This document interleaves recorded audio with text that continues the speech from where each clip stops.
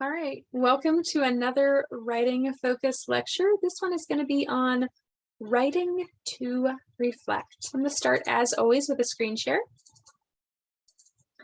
And let me get that up nice and big for you.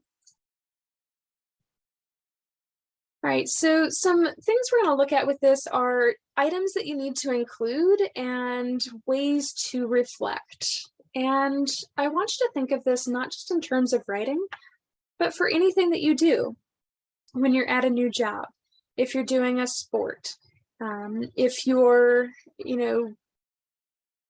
just volunteering somewhere, whatever it is that you're doing that you want to do better at, look at these different avenues as a way to reflect, to grow from the experience, because that's what a reflection really is for.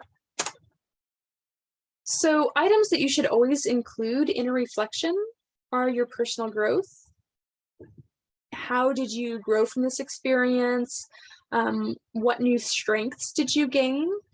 What do you still have to work on? What might be some of the weaknesses that still need a little bit of polishing?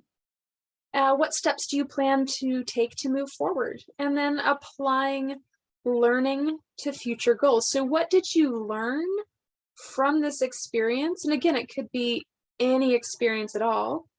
What did you learn from this experience that you can apply to a future goal, to a future experience, to a future event? And so for brainstorming, you always want to start by reviewing the prompt. You can discuss with a partner, because I always say that writing begins by talking, because that's how we get our ideas going. And then you can jot down some quick notes as you're doing this discussion, some things that might have been stemmed, like, oh yeah, I was really good at that, or oh yeah, you're right, maybe that was something I needed to work on. And you might even have specific examples that kind of pop up into your mind. You can jot all of that down in note form, and it doesn't have to be neat, it doesn't have to be orderly. And then finally, you would draft the reflection. So you'd put your notes in the order that you want. Maybe you have them all over the place. Maybe you did a big spider web type.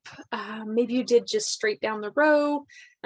Maybe you want to put numbers next to each one so you know which one you're going to touch base on first. So maybe your number one is, you've got the spider web, and your number one's over here, and your number two's over here, and your number three's over here, and your number five's over here, and however works best for you. It's your brain, it's your notes, it's your draft. You want to use something that's going to work for you. The bottom line, no matter what you do, is you do want to write from the heart. When you write from the heart and you're honest with yourself, and you really do evaluate your own personal growth and yourself, it comes easily. And some people sometimes are a little bit scared to admit where they're still weak or what they still need to work on. But you shouldn't be. We are all learning every day. If a toddler was scared to get back up after the first time they fell, no one would walk ever. No matter what it is, be honest with yourself so that you can find a way to push past that little shortcoming that you might still have to work on. For me, for my writing, I know that one thing I always have to watch, one of my shortcomings and one of my author tells, is I use look and eyes way too much, and I get called out on it every single time. But I know that, and I still do it in my writing. But because I know that when I go back for revisions, that's what I have to watch for. That's what I have to do a Control F and search my documents for. And so it becomes, even though it's a weakness and an author tell, it becomes a strength knowing it. Because sometimes knowing what you still need to work on is half the battle. In all honesty, if you write from the heart and you're honest with yourself, you're going to have a great reflection, and you're going to find that you grew so much more than you might have expected. And the other part of being honest with yourself, don't be too hard on yourself. That is something all writers do. We are all too hard on ourselves at some point, and you can't do that either. You need to actually honestly evaluate how far you've come. So make sure you look at your starting point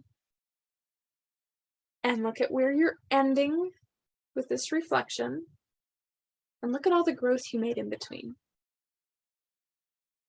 Acknowledge that.